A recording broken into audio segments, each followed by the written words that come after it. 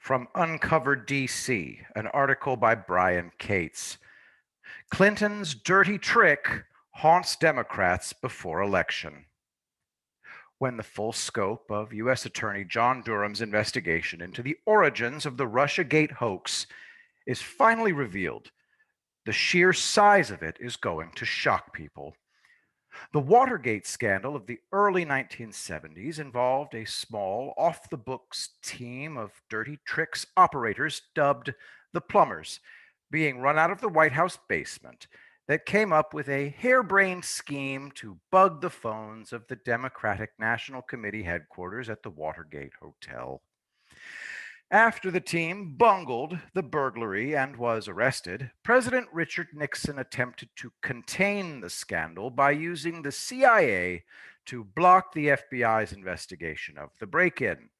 The Watergate cover-up didn't even last 30 days, and it ultimately led to President Nixon resigning in disgrace. As bad as the Watergate scandal was, the small team of plumbers had no official sanction of powers for the dirty work they were doing for the Nixon campaign during the 1972 election. Ironically, there was no need for any skullduggery at all, as Nixon easily beat Democratic challenger George McGovern in a historic landslide. The true scope of Spygate. The Spygate scandal was far different. While there was a lot of effort expended in hiding the off-the-books dirty tricks team at Fusion GPS by running the money through the law firm of Perkins Coie, this time the people involved were some of the most powerful people in the federal government who were making use of the full powers of federal law enforcement and intelligence agencies. The full scope of Spygate runs from the Obama-Biden White House to the Eric Holder-Loretta Lynch Justice Department to the James Comey FBI through the Hillary Clinton-John Kerry State Department on through the John Brennan CIA and even into former and current intelligence officials of foreign governments. There has never been anything like it. And if the declassification of memos and notes written by Brennan is any indication, we ain't seen nothing yet. Durham is leading a team of crack U.S. attorneys. This present scandal is so massive that Durham oversees a team of U.S. attorneys handling the investigations of it. The names and roles of some of these team members have been publicly disclosed, and some are not. For some time now, we had known about the U.S. attorneys Jeffrey Jensen and John Bash. Jensen is handling the DOJ's review of the Flynn case, and Bash is investigating the unmasking of Flynn and very likely other members of the Trump transition team.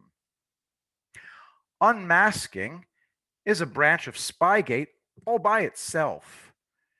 It should be recalled that Representative Devin Nunes stated in a press conference in March of 2017 that he was shown intelligence intercepts that demonstrated that the private communications of the Trump transition team members had been intercepted and unmasked.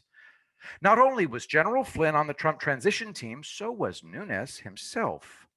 Also, Donald Trump Jr., Mike Pence, Jared Kushner, Jeff Sessions, Mike Pompeo, and many others. Nunes stated very clearly in the unmasked intelligence intercepts he viewed, none of the transition team members were discussing foreign policy or anything to do with Russia. This directly implies that government agency surveillance powers were being utilized by Obama officials during the transition to spy on the Trump team. That would be an incredibly serious breach of the historic norms regarding the peaceful and lawful transfer of powers between outgoing and incoming presidential administrations. What was Huber really investigating? Only recently has it come out that U.S. Attorney John Huber of Utah had made a successful handoff to Durham of the results of his own deep dive into the Clinton Foundation and the Clinton presidential campaign of 2016. It's assumed that Huber limited himself to only investigating the finances of the Clinton Foundation in the reported year and a half he was investigating. I wouldn't be so sure about that. It may very well turn out that Huber was also engaged in taking a close look at the Clinton campaign, DNC, Perkins Coie, Fusion GPS branch of this massive tree-like scandal. And they kept quiet about this. Imagine if the DOJ had revealed back in 2018 that Huber was doing a deep dive into the Clinton campaign as well as the Clinton Foundation. It was widely assumed that Huber's investigation of the Clintons was a farce, a useless sideshow, maybe even a corrupt cover-up. The story went after not really doing anything. Huber ended his investigation after having found nothing. The Washington Post story upon which all these claims were based relied upon, surprise, anonymous officials familiar with the matter. The DOJ itself never made any official statement at all, from what I can determine. When Huber's office was asked for comment at the time this story was published in January of 2020, they were referred to the DOJ. No one commented on the record to even confirm that Huber's investigation had, in fact, ended. So, the huge story that made a big splash back in January was completely based on off-the-record sources leaking anonymously to the Washington Post, which is why I never trusted it. The fact is, the DOJ reveals what its investigators are doing and what they found when they're damn good and ready, and not 1 minute before. The media resorting to anonymous sources leaking the narratives media wants to publish is nothing new. Did we not watch that happen during the Mueller investigation? Do you not recall a plethora of news articles published based on anonymous officials familiar with the matter, regaling reporters with tall tales about mountains of evidence of Trump-Russia collusion that Mueller was supposedly finding, about how supposedly General Flynn, Paul Manafort, Carter Page, and others had flipped on Trump and were now singing like canaries to Mueller? I know I did, and I have not forgotten it.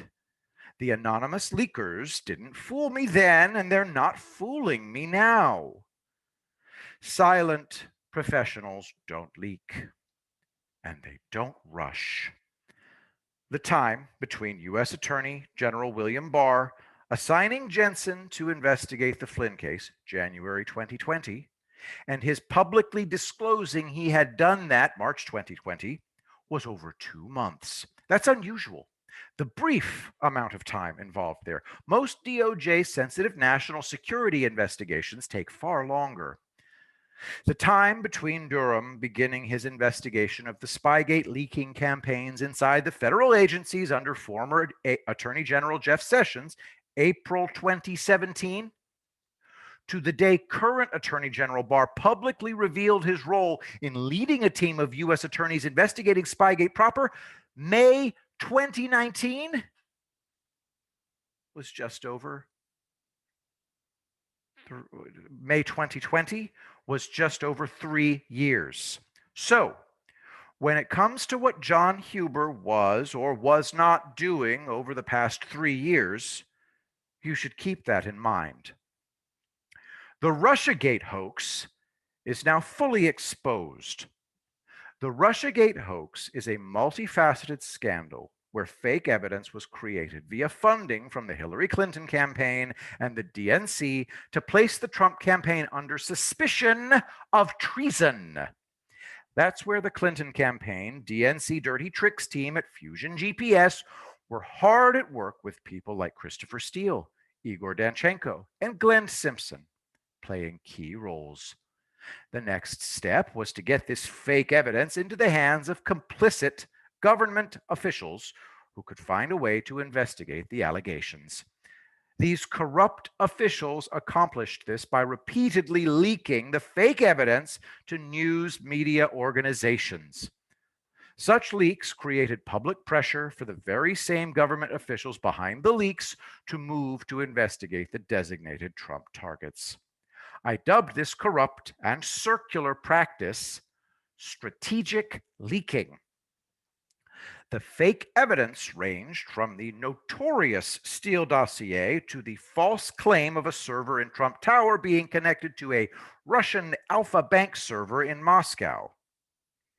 Having leaked the Clinton campaign's fake evidence to the media themselves, these corrupt law enforcement and intelligence agency officials could then pretend they were only moving to investigate because of these important media stories they themselves had planted. A minor complication arises. And while then FBI Director James Comey, former CIA Director John Brennan, FBI agent Peter Strzok, and others were engaged in this strategic leaking activity based on the Steele dossier, they suddenly get a referral from the intelligence community that contains information from a Russian source. That source claims the Clinton campaign is running a dirty tricks operation that is targeting the Trump campaign with a fake Russian collusion scandal. The only thing that would make this unfolding drama better would be if the Russian source were Danchenko himself. After having painstakingly taken steps to hide signs they had any awareness that the Trump-Russian collusion evidence they were using to pursue Trump's campaign had come from the Clinton DNC dirty tricks team at Fusion GPS, these corrupt officials are forced to acknowledge what had come to them through official intelligence channels. While Comey testified recently to the Senate Judiciary Committee that he was unaware of any such Clinton campaign referral from the IC intelligence community in September of 2016, Brennan is on the record as having briefed President Obama on this Clinton-Russia information in July of 2016.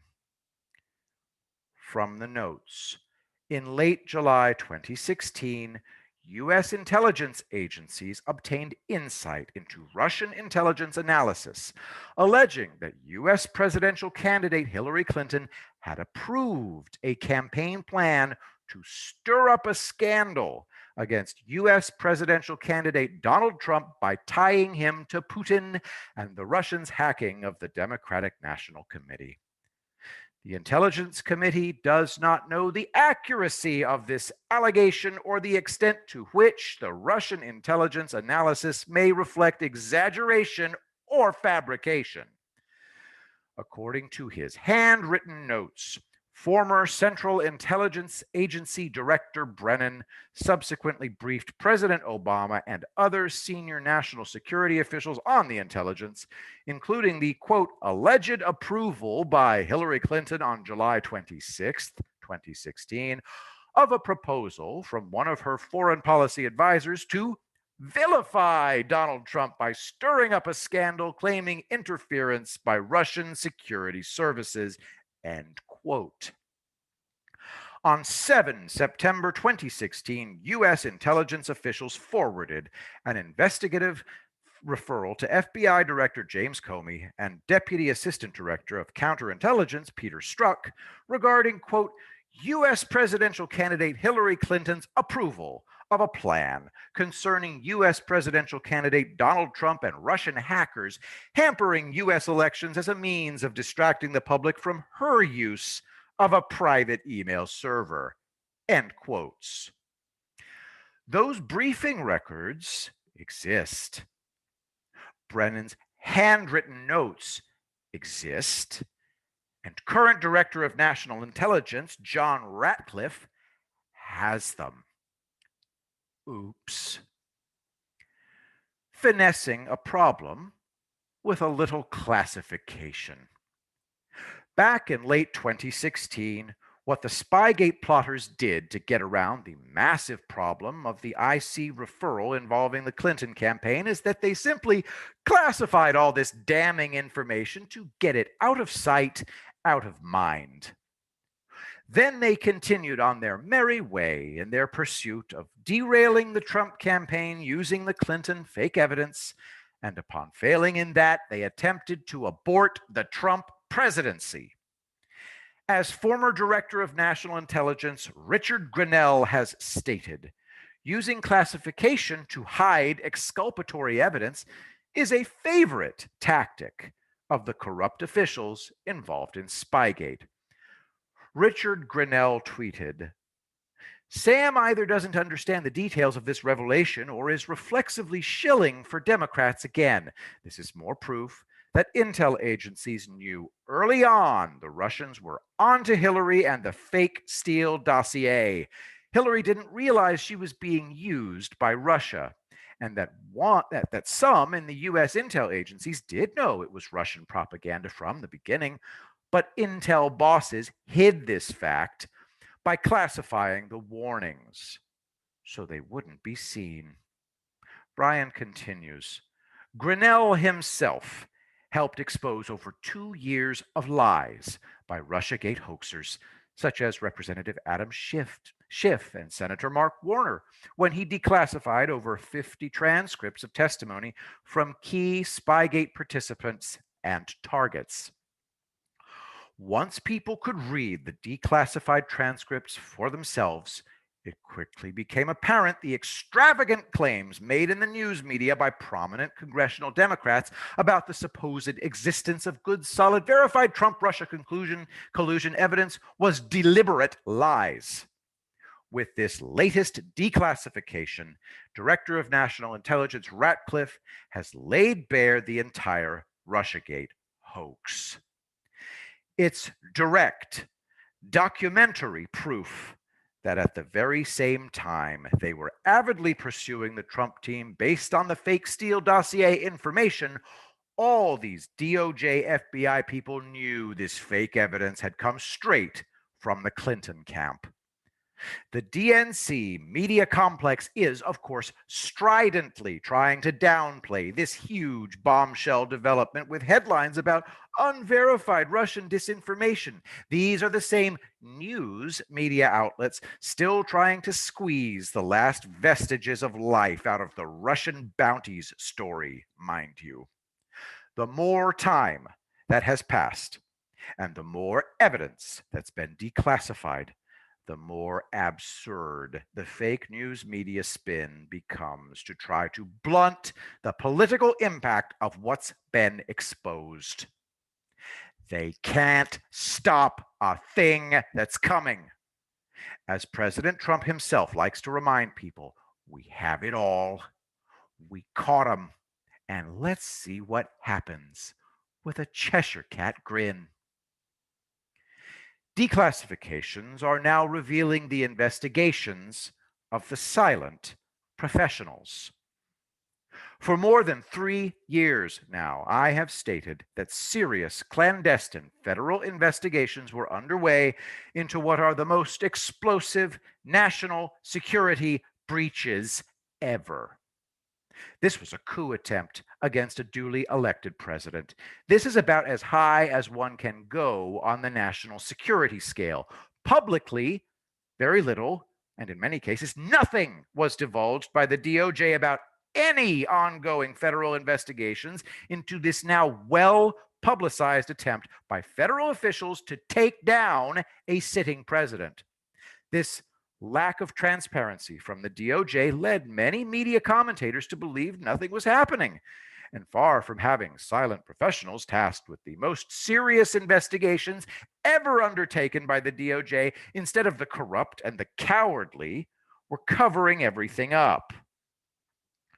Durham info did not leak in over 3 years. Thanks to Sidney Powell and the defense team's latest filing in the Lieutenant General Michael Flynn case, John Durham and the people working under him are now revealed publicly to be exactly what I claimed they were: silent professionals. embarked on a great leak hunt that led them straight to the biggest national security case ever. Screenshots of newly disclosed text messages between former FBI personnel Peter Strzok and Lisa Page show them discussing how Durham had been assigned a leak case by then Attorney General Jeff Sessions in April 2017. And by May 2017, they are exchanging messages about trying to postpone interviews with Durham. In the first mention of Durham, Strzok and Page are alarmed that the leak case was not going to be handled in-house by the FBI's own National Security Division, NSD, but was instead being assigned to Durham, an outside prosecutor. In the second mention of Durham from May of 2017, Strzok and Page are apprehensive about forthcoming interviews, discussing intentions to keep postponing sitting down with the investigator. Yes, the first batch of Strzok-Page text messages was disclosed back in December of 2017. The DOJ had in its possession for over 3 years messages that Strzok and Page exchanged about John Durham breathing down their necks in May of 2017. And it did not leak until the DOJ was damned good and ready to disclose this itself by having U.S. Attorney Jensen give copies of these text messages to Sidney Powell as part of a filing in the Flynn case. These investigations are in good hands. They always have been. While some have used the lack of leaks or updates on the investigations to sell wild narratives of massive cover-ups and corruption in which the deep state is still in firm control of the DOJ, I have consistently claimed the exact opposite. Silent professionals were carrying out the most serious and important criminal investigations in the history of the United States. Jeff Sessions and William Barr did not hand the most vital of national security investigations ever to leakers or to losers. And you can quote me on that. I will be the greatest president that God ever created.